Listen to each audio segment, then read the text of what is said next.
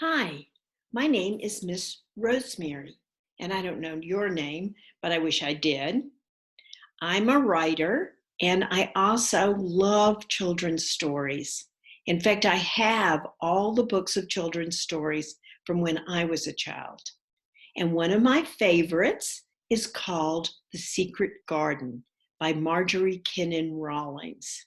It was first published in 1955, a long, long time ago. The reason I like this story is that it takes place during hard times. And we're experiencing hard times right now. So I thought that would be a good story to read for you today. It takes place in North Florida, which is not like Disney World in Orlando. It's not like Miami Beach with people running and playing on the beach. It's a very swampy, woodsy part of Florida where people live on farms, little farms sometimes. Here's the story. There is a dark green forest far away in Florida. The trees are so tall that the sky is like a blue veil over their leafy hair. Vines with red and yellow flowers grow up the trees. Red and blue and white and gray birds have their nests in the branches. Squirrels scamper up and down the trunks and bury their acorns and hickory nuts among the roots. At night, when there's no one but the owls to see, small animals with soft fur and bright eyes run and play and hunt for their supper. Isn't that a wonderful description? Don't you wish you were there right now in that beautiful leafy forest watching the birds? I wish I was there. There is a path through the forest. It leads to the home of Calpurnia and Buggy Horse. And you're going to find out who Buggy Horse is. And here's the picture that the artist drew of the forest. I don't know if that's what you had in your mind when you heard those words. That's the wonderful thing about reading, is that each of us can pick out and develop in our imaginations whatever we hear. The artist is not telling us what it really looks like. They're just describing it, and we can figure it out in our minds. Calpurnia is a little girl, and Buggy Horse is her dog. Her name is Calpurnia because she was born to be a poet. And I bet some of you all are born to be poets too, huh? Buggy Horse is a peculiar name, but even when he was a puppy, his back dipped in the middle and he had an enormous fat stomach, just like a little old buggy horse. He could not possibly have been called Rex or Rover or any ordinary name for a dog. Calpurnia wrote her first poem about him. My dog's name is Buggy Horse, of course. That was her poem. Pretty cute, huh? And we don't have buggy horses in the United States anymore, do we? That's because everybody goes around in cars and trucks and rides bicycles. But when this little story was written, people still drove around in buggies, and they used buggy horses. On the morning when this story begins, Calpurnia was awakened very early. Outside her window, two redbirds were singing to each other. They sang so loud, and here they are. Here's the picture of the two redbirds. The artist hasn't made them red, has he? So now you're just going to have to imagine how red they are. She heard them in her sleep, and she woke up. She listened, and she decided one redbird was singing, "Love me, love me, love me." And the other redbird was singing, "Sure do, sure do, sure do." The redbirds flew away together to build a nest. Calpurnia looked over the side of her bed. Buggy Horse was still sound asleep on his own hooked rug beside her bed. And if you have a dog, you know they like to sleep. She said to him, "Wake up, my dear dog. I have a feeling something special is going to happen today." Buggy Horse just stretched himself and yawned. He was a lazy dog. He liked to sleep for hours and hours, sometimes in the sunshine and sometimes in the shade. He hoped Calpurnia was not getting ready for an adventure. He was obliged to follow her wherever he went because he was miserable when she was out of his sight. Calpurnia washed her face and hands and brushed her teeth and combed her hair because of her feeling. And what was that feeling? That she was going to have a special day. She put on her best pink hair ribbons. She made her bed neatly. Her room was so clean and tidy that company could have come any minute. I wonder if your room is that neat and tidy. My room, sometimes. She went out of doors with Buggy Horse and saw that it was indeed a beautiful day. The sun was shining and the oranges on the trees were as bright as balls of gold. She said a poem. Lovely day, come what may. If I did not love my mother and my father, I would run away because it is a running away kind of day. I wonder if any of you ever have that feeling, like it's so beautiful, I just want to go out into the world and explore. As it turned out, she had the best reason in the world for making a journey. Her mother called, "You two little hungry things, come and get your breakfast." At breakfast, Calpurnia's father said, "Hard times have come to the forest." She asked, "What are hard times?" "It means that everything is hard, and especially for poor people." Calpurnia felt the table. She laid her hand on Buggy Horse's back. She ate another mouthful of grits, and it was true. Everything seemed harder than usual. She asked, "Are we poor people? I don't feel poor." Her father said, "We are poor people. I make an honest living selling fish to other poor people. Now there are no fish. Nobody can catch any fish. I shall have to close my fish market and things will go hard with all of us." And unfortunately, that's going on a lot today. A lot of people have had to close their stores and shops, and they don't have an income as a result. So it's very similar to what happened to this family. Calpurnia ate her hard grits and patted Buggy Horse's hard back, and she said a poem. "I wish we had fish, then hard times would end. But I am not the least bit worried because everybody be's my friend." Her mother said, "You can't say everybody be's my friend. It sounds as if you're talking about bees, honeybees, or bumblebees." Calpurnia was delighted. She changed her poem in her mind, and then she said, "Everybody's bees is my friends. Everybody's flowers is my flowers. Everybody's happy hours is my happy hours. All this goes on and there is no ends."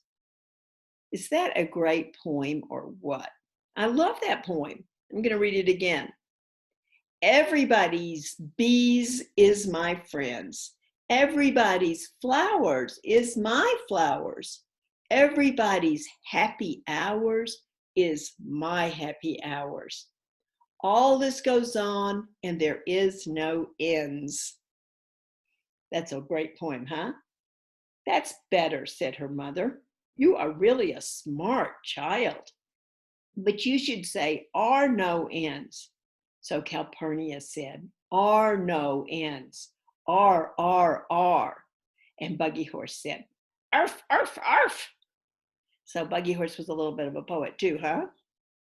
Her mother said, I sometimes don't know who's the smartest, you or that little old Buggy Horse. Her father said, it won't matter who's the smartest if I can't get fish to sell to other poor people. And he went to his empty fish market. How sad. Calpurnia went outside and stood beside a tree and thought about the fish market. There was a small pond where she and Buggy Horse often went to fish. But she had never caught anything except tiny minnows.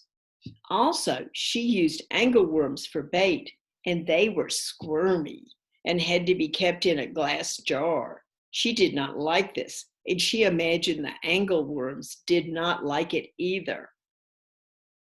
But she did love to go fishing. She did not know which she loved best, Buggy Horse or fishing or making poems. That's a hard decision, isn't it? Things you love. She said to herself, now if I was a fish, what would I like to bite? She thought, and she had a wonderful idea. She said to Buggy Horse, if I was a fish, I would only bite something unusual and pretty. I wonder what that could be.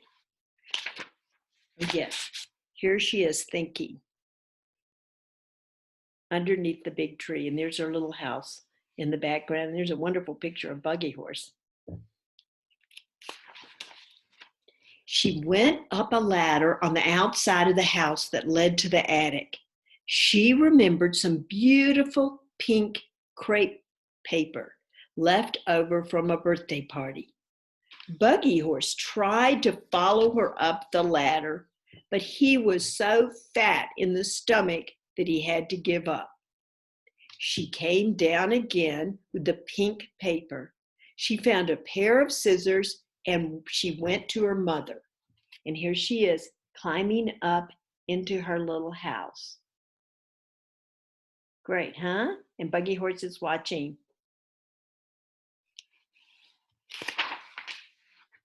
Mother dear, may I make some pink paper roses? Of course, my child. Her mother was very considerate and did not ask questions unless she had to. So Calpurnia made some large roses from the pink paper and tied them to the end of her pigtails. Pretty inventive, wasn't she? Pretty creative child. She set out with Buggy Horse and her fishing pole to find Mother Albertha. Mother Albertha was sitting in front of her little shop. She was worried about hard times too, like Calpurnia's father. For if there was no fish and one person is poor, then everybody else is poor too. And Mother Albertha had no customers at all.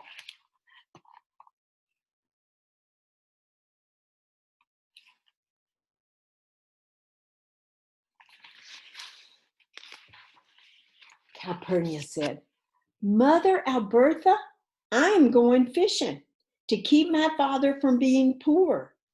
I have fished in the pond, but the fish there are so small. You are the wisest person in the forest. Will you tell me where I can catch some big fish so that hard times will be soft times? Mother Bertha rocked back and forth. She said, Child, I have not breathed this to a living soul, but I will tell you, there are big fish in the secret river. Oh my, catfish, perch, bream, mudfish, and garfish, especially catfish. Is the secret river far away? Nobody knows. But I will tell you this, you will be home again by nightfall. How will I find it? Just follow your nose. You will know the river when you see it. Thank you, Mother Abertha. When I catch the fish, I will bring you some. Child, you talk like an angel. Now Calpurnia thought it was foolish to find anything by following her nose. She said to Buggy Horse, my nose goes straight ahead. How will I know where to turn? That's a big dilemma, huh? But she started out into the forest. Did I show you the picture of Mother Abertha? I might have forgotten. Maybe not. But she started out into the forest. The first thing she knew, a rabbit hopped by. She turned to look at him, which meant that her nose pointed to the right. So she followed her nose. After a while, a blue jay flew into a live oak tree and scolded her for running away. She turned her nose. Here she is looking at the blue jay. You see the blue jay up there? Good. To the left to look at him. So she followed her nose. All of a sudden, she heard a sound like music. The forest had ended. Calpurnia had found the secret river. The river was so beautiful that she sat down on a cypress knee to admire it. The cypress trees were sitting at the edge of the water to cool themselves. Their bony knees stuck out of it. So cypress trees are trees, very unusual trees, that can grow right in water. Pretty neat, huh? She said to the cypress trees, I hope you don't mind if I sit on one of your knees to admire the secret river. She was really a polite child, wasn't she? Asking permission of the cypress tree. I hope you're that polite. It's a nice quality to have. The cypresses clicked their green needles, which she took for permission. The river was singing as it ran by. Then she saw the fish. They were jumping and dancing, and there were so many of them that they got in each other's way. Calpurnia said to the fish, do you mind if I catch some of you to save the forest from hard times? The fish did not answer, so she took that for permission too. Now she saw a little red boat tied to the bank. It had a sign on it. The sign said, please tie me up again when you are through with me. I am so afraid of getting lost. So it was telling her what it needed to do. And here is the little red boat. And again, you have to imagine your favorite color, red. And here is the note on it.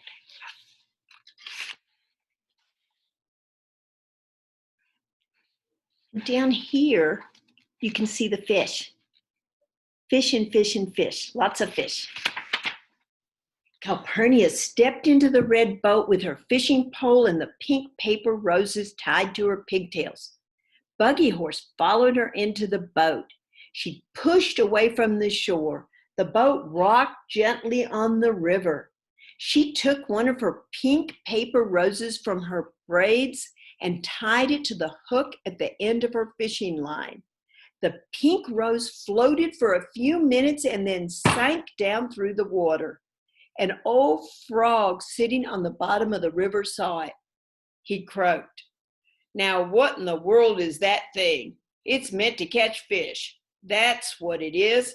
Well, I won't bite it, that's for sure. And there we see the big frog. You know, I have a place in the country, and the frogs are beginning to come out there, and every night I hear them, and they make a lot of noise.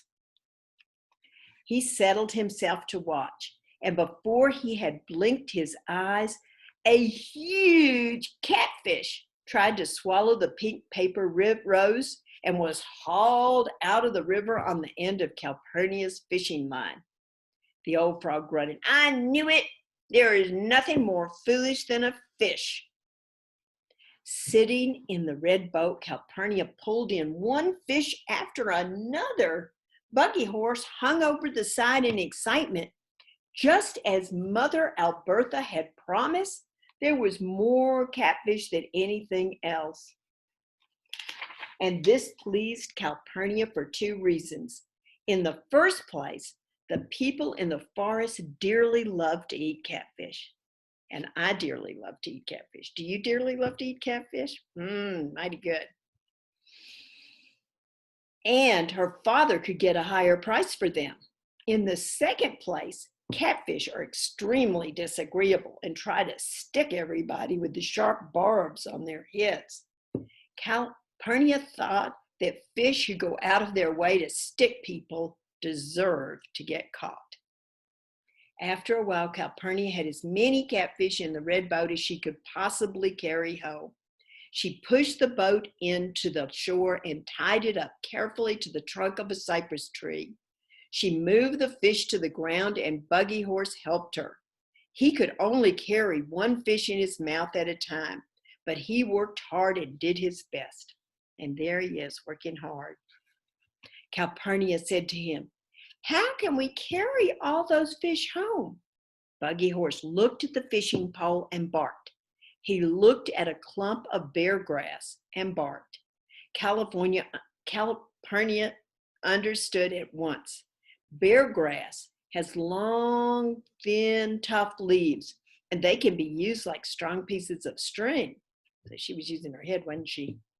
She broke off the leaves and passed them through the gills of the fish and tied the fish on the fishing pole. She put the pole over her shoulder. It was very heavy with all the catfish on it. She started out for home. It was late afternoon and the shadows were already falling through the forest. She said to Buggy Horse, "Mother Albertha told us to find the secret river by following my nose. Do you think we can get home the same way?" She actually does not know where she is, and she's going to have to follow her nose to get home. Buggy Horse barked, and she decided to try to get home the same way. A gray fox turned her nose to the left. A mother raccoon with two baby raccoons turned her nose to the right. It was getting dark. The sun had set. The day animals were going to bed, and the night animals were coming out to play and hunt for their supper. Calpurnia heard a strange sound. "Whoo, whoo, whoo." Calpurnia did not know where the questions came from, but she answered bravely, I'm Calpurnia, who are you?" The voice said. "Whoo." Why, it's just a hoot owl. And there's the hoot owl. I bet you knew that was an owl, huh? But then she saw the hoot owl sitting on top of a dead tree. He was enormous and he did not look friendly. She wondered if he'd come out to hunt for supper. He rolled his big round eyes at her. No doubt about it, he was very hungry. Calpurnia said quickly, "Please, Mr. Hoot Owl, can I give you a nice fresh catfish for your supper?" The hoot owl cocked his head on one side and flapped his wings. He flew down into a small wild plum tree beside her. It was a great deal of trouble to untie the fish from the fishing pole, but she picked out the biggest fish of all and laid it on the clean grass. The hoot owl swooped down and began eating it at once without saying thank you. Not very polite, was he? She said, "You are welcome anyway," and she went and Buggy Horse went on. The forest was so dark she could not see her nose in front of her face, So of course she could not follow her nose. I'm not a bit worried, she said out loud. She was really worried, but she said it to cheer up Buggy Horse. All of a sudden, she saw a huge black shadow in front of her. The shadow moved, and Buggy Horse growled. And here she is in the dark forest. A pretty scary place to be, huh? Especially if you don't know where you are. But she had Buggy Horse with her. That made her feel safer, I'm sure. Calpurnia thought of a poem quickly. Shadow, shadow, go away. You wouldn't scare me in the day. I won't be scared because it's night. Shadow, shadow, be polite. The shadow was a big black bear. Calpurnia's heart went thump, thump, thump, thump. Buggy Horse tried to hide behind the catfish. Calpurnia thought, maybe the bear is hungry too, she said in a small, frightened voice. Mr. Bear, could I interest you in a nice fresh catfish for your supper? There she is with all of her catfish, and she's giving them away pretty quickly, isn't she? The bear snuffled as if it needed a handkerchief, and he came closer. She did not wait to pick out the biggest catfish. She pulled two from the fishing pole as fast as possible and laid them down on the clean grass. She did not run away, but she hurried. She called over her shoulder, "You're entirely welcome," in case the bear had thanked her. Buggy Horse did not say a word. He was really scared. The forest was as black as a bear. Then Calpurnia saw something crouching ahead of her. Oh my gosh. It was a panther. She did not know whether he was friendly or unfriendly, but she thought, I'm sure he's hungry. I expect hard times have even come to the panthers in the forest. So she said, Mr. Panther, you are sort of a cat, and cats love fish, and I should like to give you some nice fresh catfish for your supper. She was not so frightened now, and she took 3 catfish from her fishing pole and laid them on the clean grass. The panther began eating them at once, and he purred so loudly that she knew he was saying thank you. You were certainly welcome, she said a point. If somebody scares you, the thing to do is give somebody something too. Then they never bother you. Sometimes they say thank you. So that's something to think about when somebody scares you. Think about what they might want also. And here she is with the full moon above. She's close to home now. There's the panther, though, up in the forest. I would be scared of a panther, for sure. Calpurnia and Buggy Horse went on, although they could not see their way. And then the full moon rose, and the forest was bright as day. She smelled night flowers blooming. Calpurnia said a poem. The night is bright with white moonlight. The little things have songs and wings. That's a great poem. A mockingbird began to sing in the moonlight. The night birds began to fly. A white crane flew straight across the moon. It dropped a white feather, and Calpurnia picked it up and tucked it in her hair. Oh, how lucky she was, a white feather from a crane. And then she saw that they were out of the forest and on the path home. Buggy Horse barked joyfully and ran ahead. Calpurnia said, it would be nice to go home this minute, but I promised Mother Abertha some fish. So come, my dear dog. Mother Abertha was just turning out the light in her shop when she heard the knock on the door. Who is that knocking so late? She called. It is Calpurnia with your fish. Mother Abertha's eyes were as big as saucers when she saw the fish. Child, where did you catch all those catfish? Why, in the secret river where you told me to go. Oh my goodness to the mayhaw bush. I forgot all about what I told you. Oh my goodness to the swamp maple. Calpurnia was busily untying the fish from the fishing pole. How many catfish do you want, Mother Alberta? She asked. Oh my goodness to the redbird tree. Just give me one catfish, child, just one nice fat catfish. Calpurnia chose the nicest and fattest, and Mother Alberta wrapped it up in her apron. They all said good night, and Calpurnia and Buggy Horse hurried on home. All the lamps were burning in the house. Calpurnia's mother and father put their arms around her and began to cry. Oh, my dear daughter, we thought you were lost in the forest.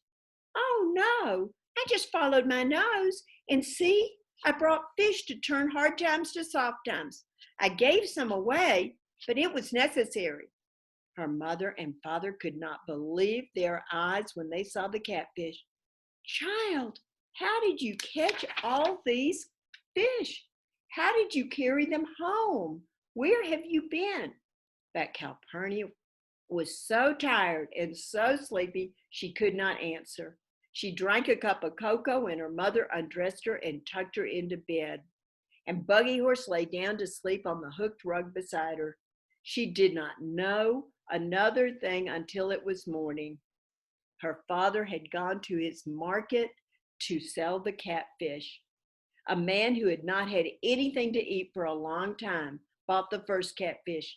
He said he would pay for it as soon as he had eaten it and had earned money for a day's work. A woman who had not had anything to eat for a long time bought the second catfish and said she would pay for it as soon as she had eaten. All the people from the forest brought the catfish and ate them and felt strong again and went out into the world and found work to do. They earned money, and that night they all paid Calpurnia's father for the catfish and had money to spare. Mother Alberta had 6 customers in her shop. Calpurnia's father had a big pile of money, and so hard times in the forest turned to soft times. One day, Calpurnia and Buggy Horse started out to find the secret river again. They searched all that day and all the next day and the next. Calpurnia followed her nose this way and that way. She found strange flowers and strange birds and strange little pools of river, but she could not find the river. So she went to Mother Alberta. Mother Alberta, she said, I cannot find the secret river. Mother Alberta rocked back and forth. Child, this is a sad thing to tell you. There is no secret river. But Mother Alberta, you told me how to find it, and I found it, and I want to find it again. Mother Alberta rocked back and forth. She said, child, sometimes a thing happens once and does not ever happen again. Calpurnia said, but I want to catch more catfish in the river. Mother Alberta said, child, you caught catfish when catfish were needed. Hard times have turned to soft times, so you will not find that river again. I told you once and I tell you twice, there is no secret river. But I saw it. It must be somewhere, for I caught fish there. Mother Alberta rocked back and forth. The secret river is in your mind, she said. You can go there anytime you want to, in your mind. Close your eyes and you will see it. Calpurnia was delighted. She skipped all the way home. Buggy Horse chased his peculiar tail. Calpurnia sat down under a magnolia tree and closed her eyes. She saw the river. It was as beautiful as she remembered it. She made a poem. The secret river is in my mind. I can go there anytime. Everything Mother Alberta says is true. The sky is gold and the river is blue. River, river, I love you.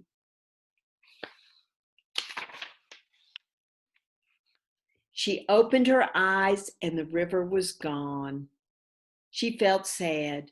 She did want to see it with her eyes open. She knew that it was truly somewhere in the forest. Someday she would find it once more. It probably ran straight out into the world she was sure was a kind and beautiful place. She said another poem. The world is full of love. It sings like a turtle dove. The world will love me. And under a cypress tree, on its knee, we will find the secret river together. We will find a white bird's feather. Calpurnia pulled an orange from the tree beside the gate. She threw it like a ball for Buggy Horse to play with. He brought it back to her at last, and she ate it. And that is the end of this very, very special story. And I hope that you have loved it as much as I do. And it tells the story of kind of a magical place, the secret river. It only exists in her mind. But it helped her when she needed help. It helped the whole community when they needed help. And when one person helps another person, that person can help another person and another person. And that's what a community is. And I really have loved sharing this story with you today. Have a wonderful time and think about ways that you can share your love and caring for the people who are close to you. Great. Bye-bye.